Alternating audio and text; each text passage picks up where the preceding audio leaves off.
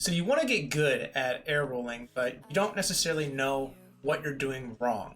Okay, well, in this video, we're going to be touching on the 3 to 5 main points that will help you get better at air rolling consistently in Rocket League. If you ever find yourself like, I'm not sure what to do with my hands, then you're not alone. It took me a really long time to figure out how to consistently air roll in this game, and I hope that today's video helps you out. As always, if you like today's content, feel free to like and throw a comment down below. And if you really like it, then feel free to subscribe. If not, not a big deal. Let's jump into it. I am able to do this like continuously air rolling. I think that of the Lethamyr rings maps, that this one's probably the easiest of them all.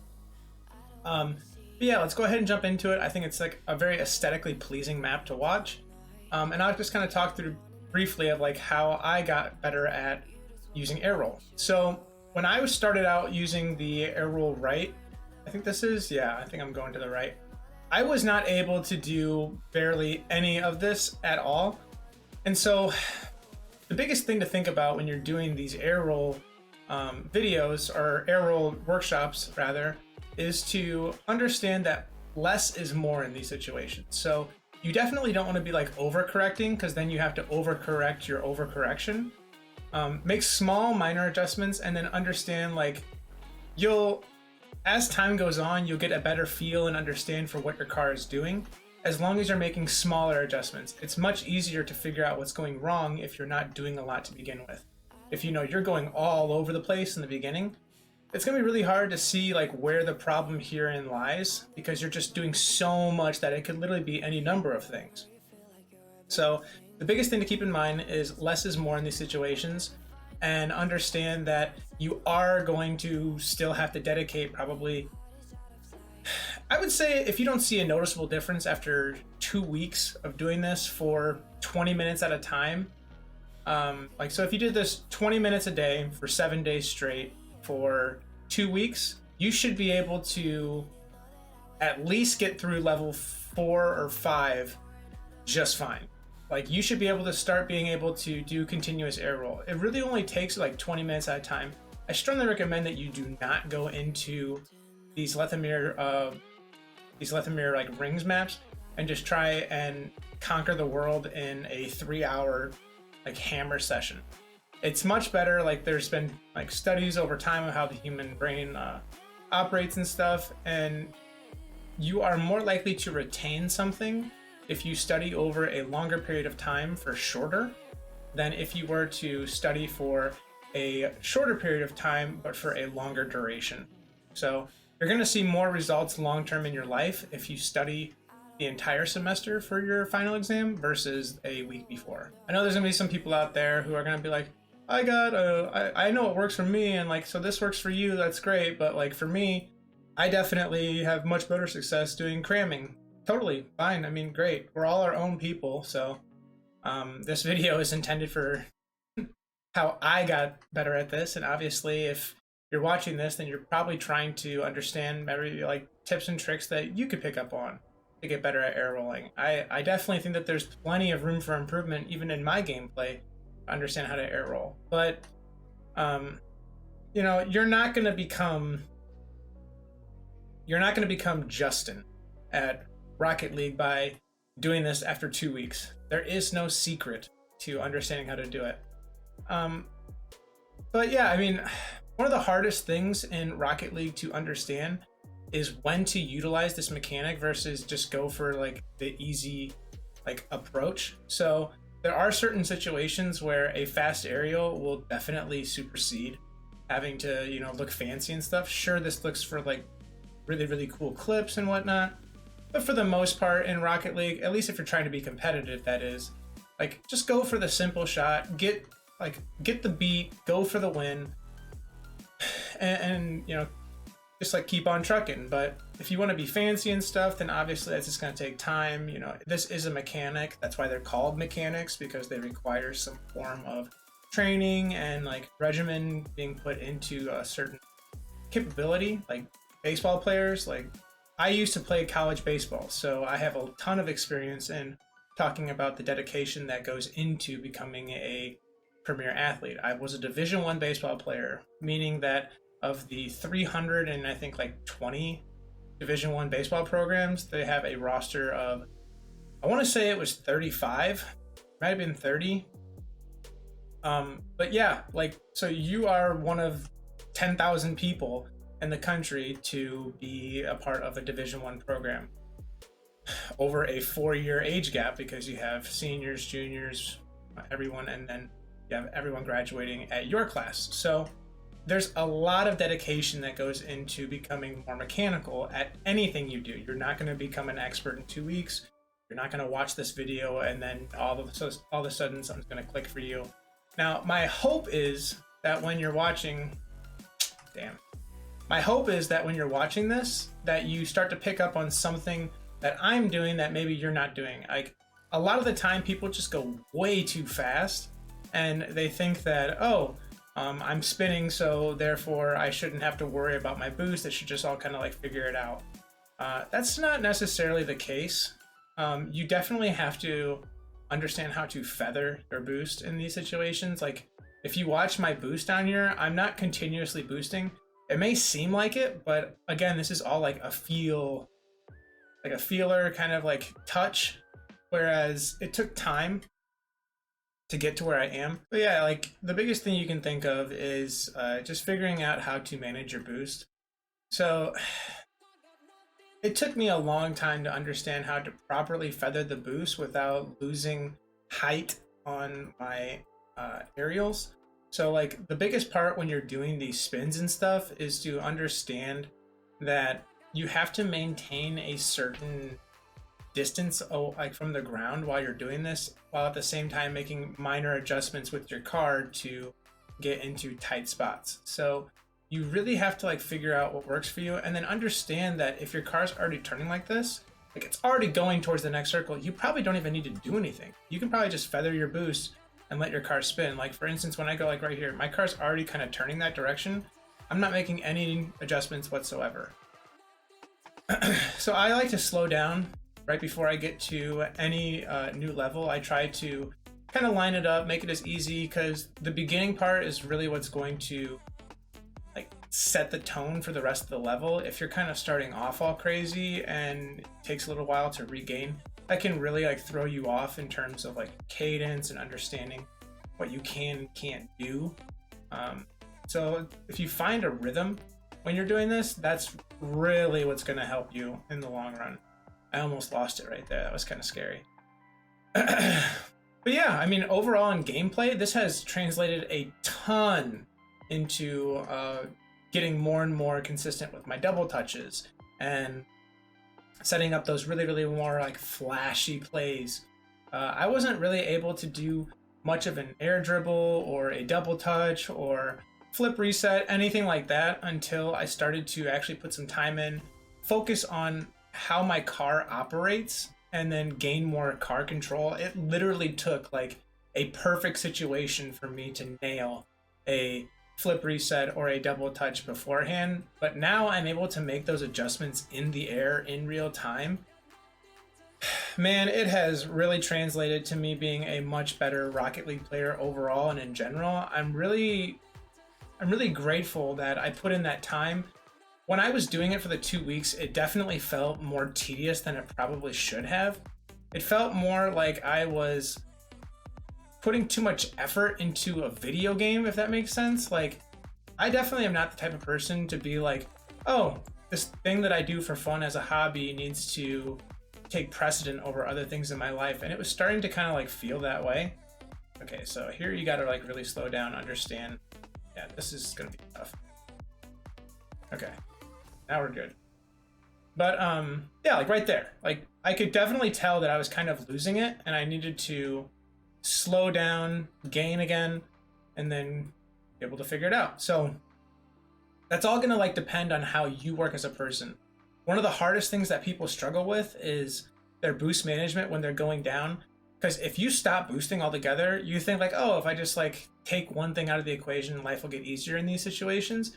Not true. Actually, your boost is going to keep you relatively slower so you can make those adjustments faster. But also understand that you're talking about momentum.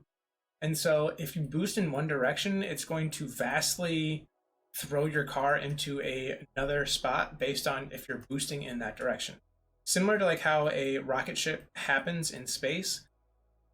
So if you're not familiar with how rockets work in space, since there's nothing there to push them or whatever, if something is stationary in space and it has nothing to propel it forward, backward, whatever, it's literally going to remain in the same location for all of eternity. So in Rocket League, if you are trying to continue to propel yourself in one direction, that's basically what your boost is doing, you are going to vastly change the positioning of your car in relation to the space of which you're flying. Yeah, it's a lot to take in, and that's a big reason why I say that you're not going to be able to figure this out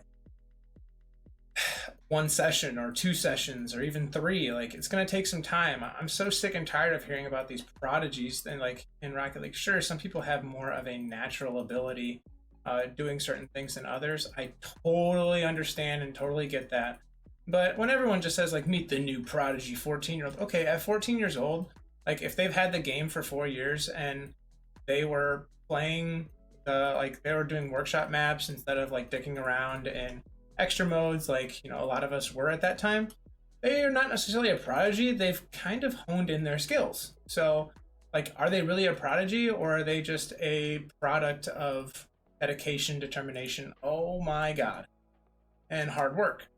So don't really understand that whole like theory and stuff. I just like, I hate when people want to be the rock star but never want to learn how to play the guitar. I've never fully understood that. I totally get that hard work is hard work. The ceiling is the roof. Like it's definitely the path that causes a lot more friction in the long run, and a lot of people get deterred when they don't get immediate success, which is definitely understandable. I think that in most cases that people want to see some form of validation that the work that they're putting in is not like falling on deaf ears, and that they are, you know, inching towards whatever goal that they're trying to achieve. And in Rocket League, that's not always the case. Like, it's harder to figure out what those smaller increment goals are, and so people end up getting frustrated with themselves, frustrated with the game. It is no different than anything else in your life. I think that, you know, if you dedicate yourself to just learning to be more mechanical at something and not being toxic about it, but just being more mechanical, it'll teach you a life lesson of you put the work in, you'll get good results. You get out what you put in. And so if you don't put anything into this game, then you're really going to struggle. So biggest 3 takeaways from this video are going to be: learn how to feather your boost, learn how to figure out which air roll works for you. If it's free roll, you're a psycho, and you are probably way better at this game than any of us, because air roll makes life easy. But figure out if left air roll or right air roll is better, and then understand that less is more. So if you can figure out how to air roll right or air roll left as your dominant, you can figure out how to feather your boost effectively, and you can figure out how to make minor adjustments rather than major adjustments. I think that this will actually be a lot more simple than what you think. Rocket League is a very simplistic game that we kind of overcomplicate with small adjustments that turn into big mistakes. So I really hope that this video helps you out in whatever way you need. I'm kind of disappointed that a video like this doesn't currently exist out there to help out, you know, these younger viewers try and figure out like true beauty of Rocket League. There's a lot of people in the scene that are far better at air rolling than I am and aerialing, and it took me so long to be able to figure out how to do this. Like, I would think after 2 weeks, once I figured out the system that worked for me, I was doing so much better, and it took me probably a year and a half because I had literally no guidance on figuring out how to go about doing this. I wish that there was more support in, like, there's so many people pushing down that I'm better than you. And in reality, it's like, we're all kind of terrible. I mean, it's a video game. And I think that if you think that highly of yourself in any aspect of life, you're probably not going to succeed very much. You definitely need to have self-confidence, but to have an overabundance of it, there's a fine line between arrogance and confidence. And there's just way too much in the world right now of I'm arrogant and I should be perceived as confident. No, sorry, man. Like, it takes a lot. It takes years to build trust, and it takes 5 seconds to lose it. Like, same thing goes for confidence. It takes years to build confidence in someone, and it only takes one small little event in life to lose all confidence that you have in someone and perceive them as just an arrogant POS. So take that with a grain of salt. I'm probably not going to be able to air roll down. I actually get kind of like dizzy in certain situations. It's probably more aesthetically pleasing to watch me air roll, but I'm telling you right now, I can do it maybe like 3 out of 10 times or so. It's such a long fall that it kind of like makes you a little hypnotic, I want to say. I don't know if that's the right word. But yeah, let's go ahead and just jump in. I'm gonna go like deathly quiet here and try and focus up. So yeah, I could never see you forever. We go midnight driving down that lane, pretending the whole world was lame.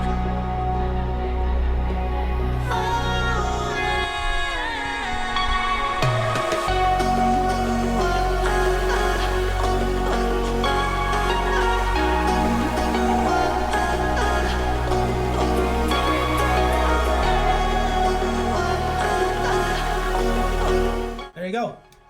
So I hope you found this video very, very helpful. Again, the 3 main points that I want to harp on here are: learn to feather your boost, learn whether or not you are a air roll left or air roll dominant person, use your free air roll as your minor adjuster, and then just figure out that less is more in these situations. Try to make smaller adjustments and then fix those smaller adjustments based off of the outcome of them, rather than just like really jam the thumb to the right or left. And understand that if your car's already going in one direction or the other, you probably need to stop making adjustments at that point. Let your car do its thing, focus on just feathering the boost, and then when you're through that one portion and you need to start making adjustments to get back on track again, make the small adjustment, figure it out, it's going to happen. And those blind spots of, I don't really understand what I should be doing with my hands or my car at the time, will start to become less and less and less as you get better and hone this skill more. But as always, if you like today's content, feel free to like, comment, and subscribe. It helps me out an absolute ton. And as always,